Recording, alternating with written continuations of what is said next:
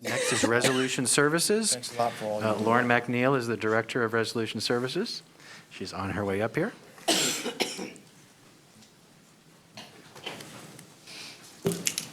Good afternoon, Chair Parks, Chair Smith, members of the Budget Committee, commissioners, and everyone.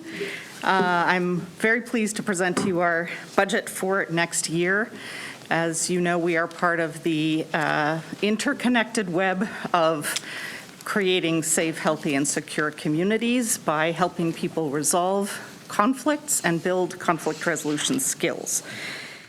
Our budget for next year is $1.409617 million. That represents a 4.1 decrease over the prior fiscal year, and $60,000 in actual dollars. And that is a result of our reducing our FTE. What's most notable about that is that although it's a 0.6 reduction from the prior year in terms of actual FTE, we have been reducing our FTE for a number of years prior to this year as well. So this is actually represents about half of the FTE that we have had in my entire time here. We were at a 12 point something at one point. Now we're at 6.2 for next year, and that is what we have done in order to make the numbers work.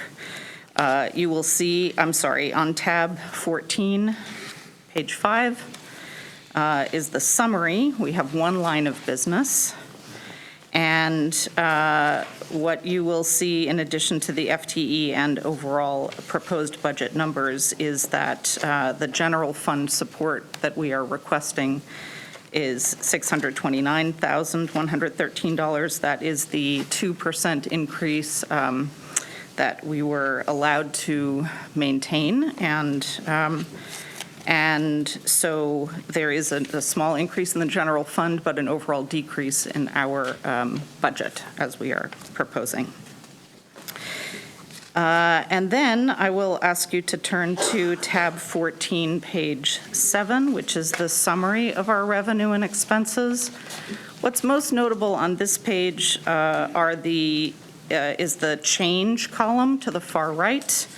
And I want to explain what might look like alarming numbers in the right-hand column, which show on the first line a 900% increase in federal, state, local, and other gifts and donations, and a negative 75% decrease in the next line for charges.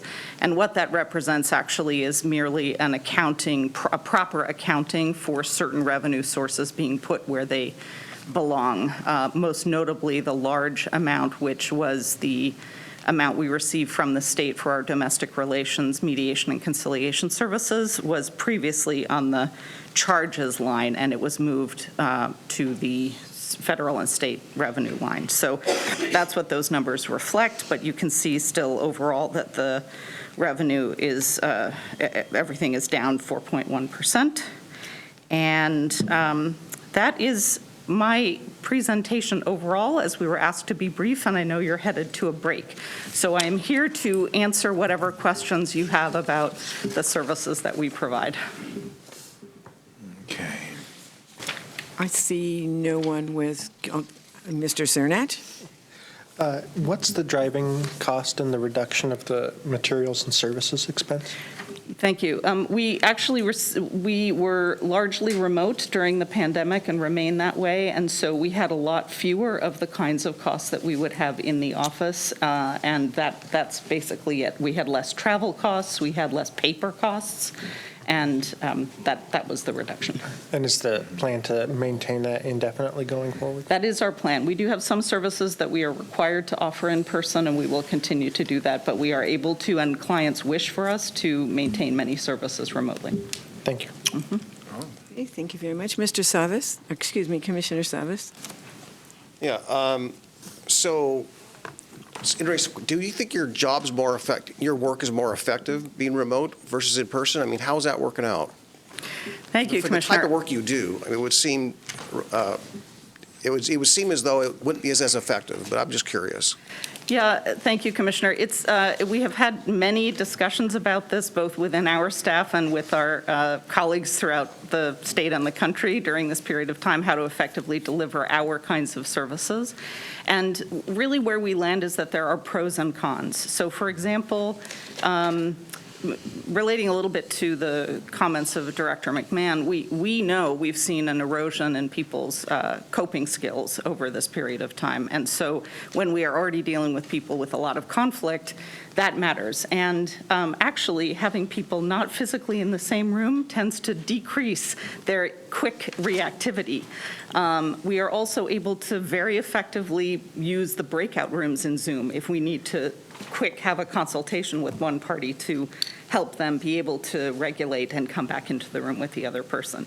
There are no doubt downsides, but for our clients, chief among the benefits is no travel time, right? So they are able to pop on, come work with whatever their issue is, and then move on. And they don't have to deal with a lot of challenges that they have coming to us. So we find that the 2D format is, we are still able to read a lot in the way of the nonverbal communication. And it's not the same as being in person, but it's also not the same as being in person in the more challenging ways. Pros and cons. Yeah, okay, thank you. Mr. Schmidt? I want to recognize Lauren. Will be her final budget presentation because she's retiring after 20 years at Clackamas County on June 30th. And I just want to thank you, Lauren, in this public setting to thank you for all you've done for Clackamas County. Thank you so much, Yeah, Gary. seriously. I hope you're going to have fun in retirement and not like retire by working anyhow. Thank you, Chair Parks and Chair Smith. That is my hope as well, and it surely makes giving my last budget presentation a sort of extra light and fun. Very good. Well, thank you for all the work you've done for us over the years. So it's very much appreciated. So, Mr. Cernak has his card. Chair. excuse me. Yes. I can't tell if it's yours, Ken, or if Yeah. it's commissioners. Yeah, it's kind of almost in the One middle additional there. question. What's led to the long-term decline in personnel? Yeah, funding, frankly, Okay. and all of the funding challenges that we've had with relatively stagnant state revenues. Even some of our grants are fairly stagnant, not keeping a pace with the expenses and being mindful of the charges that we do have services that we charge people for, user fees, and we want to have those be reasonable as well. So just being squeezed.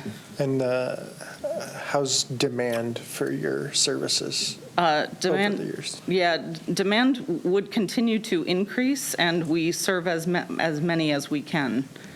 Okay. Yeah. In certain areas, we have seen, and I think that's on the accomplishments sheet, we have seen increased demand. So, yeah. Thank you.